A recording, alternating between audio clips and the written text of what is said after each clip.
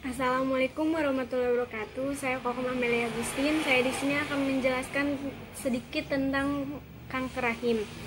Nah, kanker rahim atau kanker uterus adalah tumor ganas yang tumbuh dalam rahim. Kanker rahim paling sering terjadi pada wanita yang telah memasuki masa menopause atau berusia 50 tahun ke atas. Kanker rahim itu bermula ketika sel-sel sehat dalam rahim tumbuh tidak terkendali dan membentuk tumor atau benjolan. Nah, tumor tersebut bisa bersifat jinak atau ganas. Pada kanker rahim, tumor biasanya membesar dan menyebar ke organ tubuh lain. Nah, di sini juga ada tanda dan gejalanya. Yang pertama tuh kayak membutuhkan diagnosis medis gitu. Mungkin kayak ada yang tidak ada gejala, dalam beberapa kasus mungkin ada pendarahan yang tidak teratur atau rasa sakit. Nah, terus di sini ada area nyerinya gitu. Area nyerinya biasanya di panggul.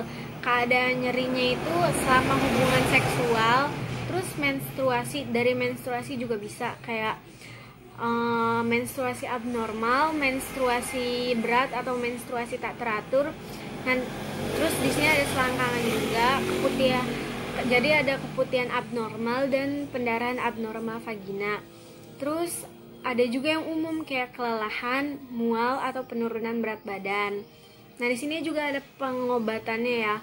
Tapi pengobatan kanker rahim ini tergantung jenis sama ukuran kankernya, kayak stadium kankernya juga, terus keinginan untuk memiliki keturunan dan kondisi pasien secara keseluruhan. Metode penanganannya itu kayak ada histerektomi atau bedah pengangkatan rahim, merupakan metode penanganan kanker rahim yang paling sering dilakukan.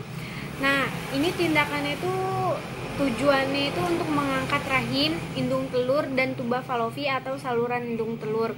Nah, di sini juga ada radioterapi. Radioterapi itu kayak terapi yang dilakukan untuk membunuh sel kanker menggunakan radiasi. Jadi dilakukannya itu kayak menembakkan sinar khusus ke area kanker di rahim gitu. Terus memasukkan alat penghantar radiasi ke dalam rahim. Nah, yang ketiga itu ada kemoterapi. Nah, biasanya ini tuh udah paling banyak dilakuin ya. Tapi ini tuh kemoterapi itu jenis obat untuk membunuh sel kanker. Jadi kayak ini tuh bisa jadi untuk orang yang nggak mau dilakukan operasi dulu ya. Kayak pemberian obat dapat dilakukan sebelum operasi. Nah, kayak ini tuh tujuannya untuk mengecilkan jaringan kanker yang akan diangkat gitu. Terus jadi kayak pertolongan pertama gitu. Nah, yang keempat ada terapi hormon. Terapi hormon adalah pemberian obat untuk menurunkan kadar hormon estrogen di dalam tubuh. Tujuannya pemberian obat ini adalah untuk membunuh sel kanker yang pertumbuhannya dipengaruhi hormon estrogen. Nah, di sini juga ada komplikasi kanker rahim. Kayak kalau nggak segera, pendarahan berlebihan akibat kanker rahim bisa memicu anemia. Kayak gejalanya itu ada tubuhnya mudah lelah gitu, terus sakit kepala, terus sama sesak napas juga. Komplikasi ini dapat diatasi dengan mengonsumsi makanan mengandung zat besi. Nah, di sini ada penanggulangannya, ibaratnya kayak cara pencegahannya gitu.